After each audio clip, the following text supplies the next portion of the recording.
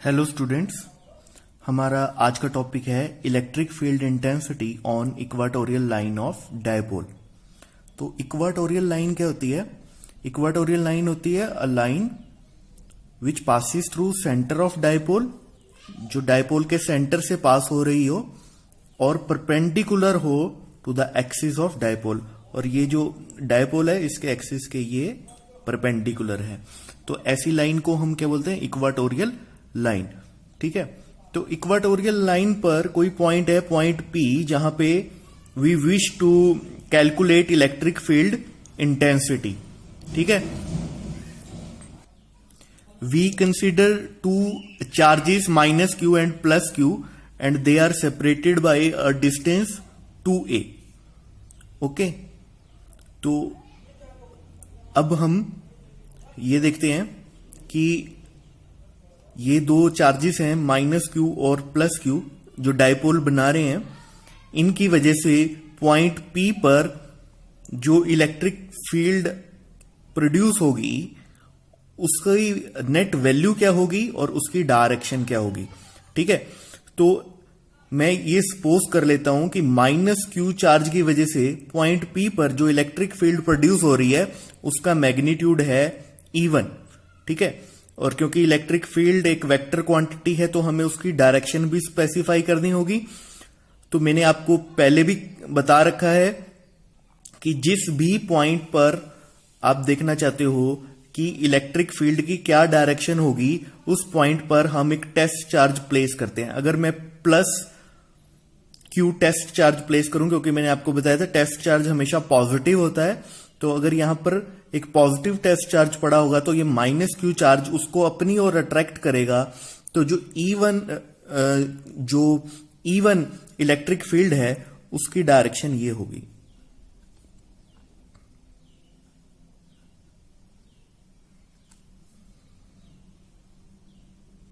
ठीक है, सिमिलरली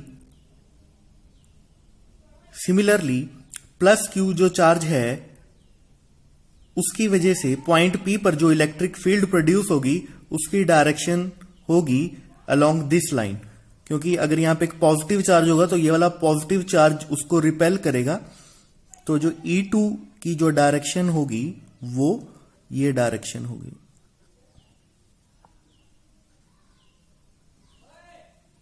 ठीक है, इस पॉइंट को मैं पॉइंट D मान लेता हूं। ठीक है, अब पॉइंट O जो है वो सेंटर ऑफ डायपोल है। तो अगर टोटल जो लेंथ है डायपोल की वो 2a है तो ये लेंथ a हो गई और ये लेंथ भी a हो गई। फर्दर हमने ये भी सपोज किया है कि जो पॉइंट P है वो सेंटर O से r डिस्टेंस अपार्ट है।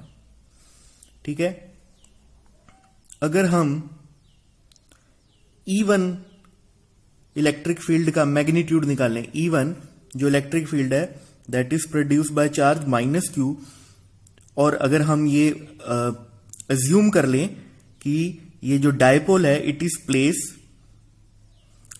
इन a medium which is vacuum और एयर, तो जो हम परमिटिविटी लेंगे वो ε0 होगी और इलेक्ट्रिक फील्ड की जो वैल्यू होगी that will be given by 1/4πε0 Q by जो डिस्टेंस है वो है AP का स्क्वायर।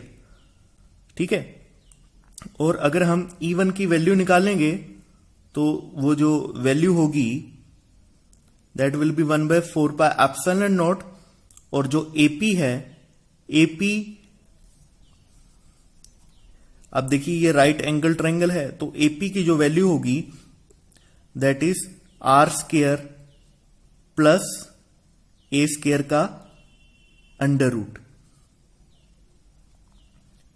ठीक है, r² प्लस a² का √, क्योंकि बाहर स्क्वायर था तो वो √ कैंसिल हो गया और ये आ गया a² प्लस r²। और डायरेक्शन तो मैं आपको पहले बता चुका हूं, it's direction is along PA। Similarly electric field intensity हम निकालते हैं जो हमारा दूसरा चार्ज है that is charge plus Q, तो उसकी वजह से जो आप इलेक्ट्रिक फील्ड निकालेंगे that will be given by 1/4πε0 Q by BP square, क्योंकि डिस्टेंस क्या है, बीपी स्क्वायर। ठीक है, तो बीपी स्क्वायर भी अगर हम पाइथागोरस लगाएं तो बीपी स्क्वायर भी R square plus a square के इक्वल होगा। ठीक है, तो अगर हम ये देखें कि ये जो दोनों इलेक्ट्रिक फील्ड निकली हैं इनकी जो स्ट्रेंथ है वो बिल्कुल इक्वल है, 1/4πε0 Q by A square plus R square. ठीक है, फटाफट आप यहां तक नोट कीजिए।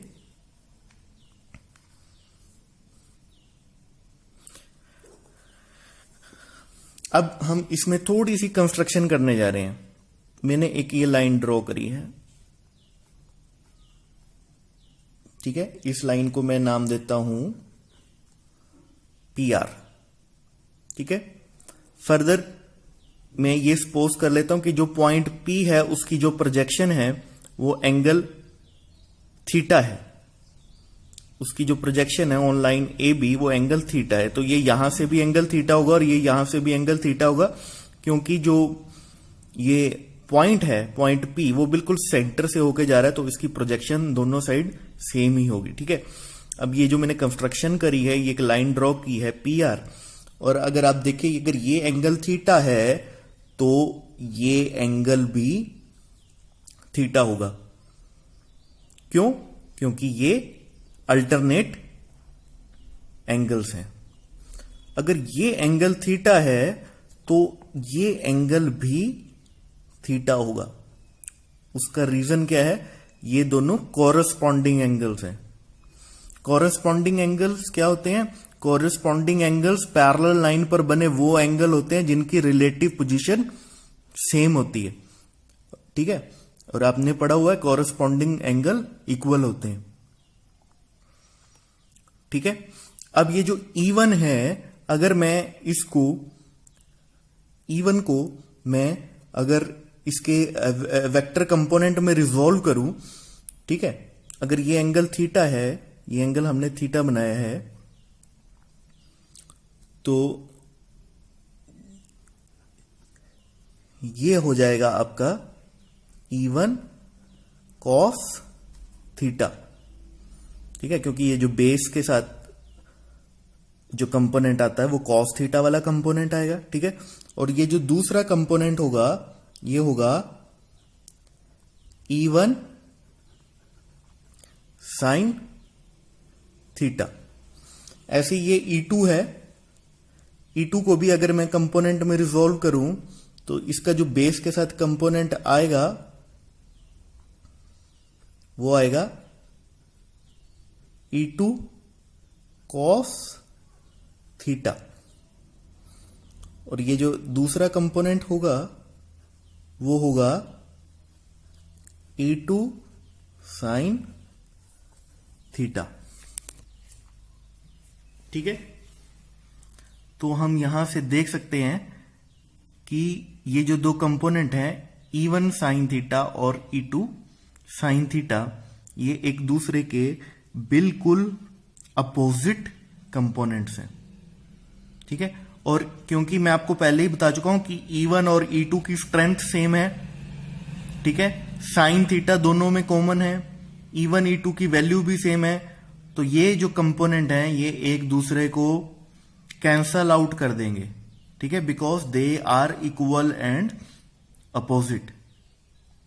लेकिन अगर हम देखें कि जो E1 cos थीटा है और E2 cos थीटा है, they are along same direction and they will contribute for net electric field.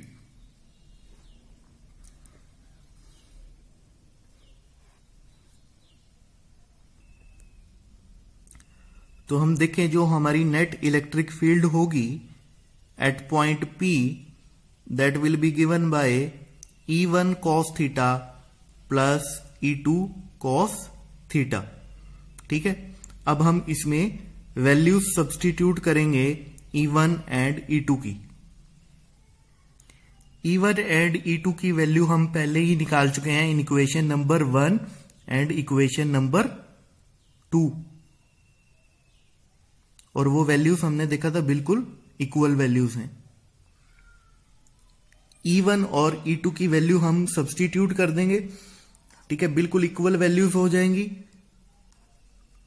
तो it will become twice of this thing, twice of 1/4 pi epsilon naught Q by A square plus R square cos theta, let it be equation number 3। अब हम इसमें cos theta की value put करेंगे। cos theta की value आप किसी भी triangle से निकाल सकते हो, AOP से भी निकाल सकते हो, BOP से भी निकाल सकते हैं, ठीक है। Angle theta will be equal to, cos theta will be equal to base upon hypotenuse, ठीक है। तो बेस जो है वो है A और जो हाइपोटेन्यूस है वो क्या होगा, A square plus R square का अंडर रूट, ठीक है। तो ये वैल्यू हम यहां पर सब्सटीट्यूट कर देंगे, cos थीटा की A upon A square plus R square का अंडर रूट, ठीक है। अंडर रूट को पावर 1/2 भी लिख सकते हैं हम, ठीक है। तो cos थीटा की ये वैल्यू जब हम यहां पर रखेंगे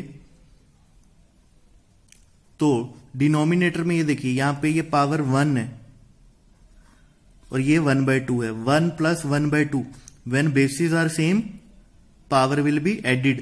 1 प्लस 1/2 क्या हो जाएगा, 3/2, ठीक है। और ये जो 2 है इसको हम ब्रैकेट के अंदर लेंगे। Q इंटू 2A क्या होता है, डायपोल मूवमेंट, ठीक है। डायपोल मूवमेंट एक वेक्टर क्वांटिटी है, मगर मैंने बार क्यों लगाया, क्योंकि मैंने दूसरी साइड भी इलेक्ट्रिक फील्ड का सिर्फ मैग्नीट्यूड देख रहा हूं, ठीक है। अगर मैं इलेक्ट्रिक फील्ड का मैग्नीट्यूड देख रहा हूं तो फिर मैं बार लगा सकता हूं, ठीक है।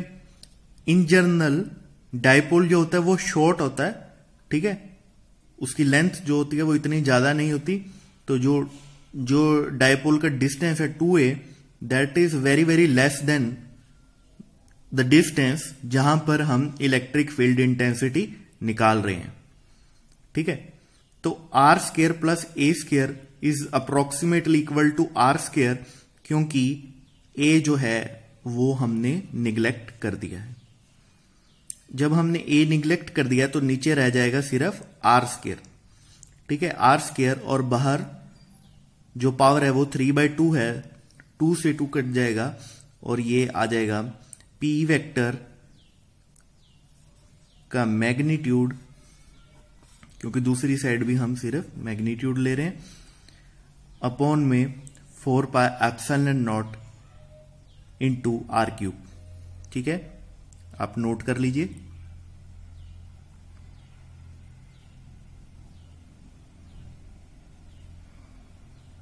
This is all about equatorial line of dipole.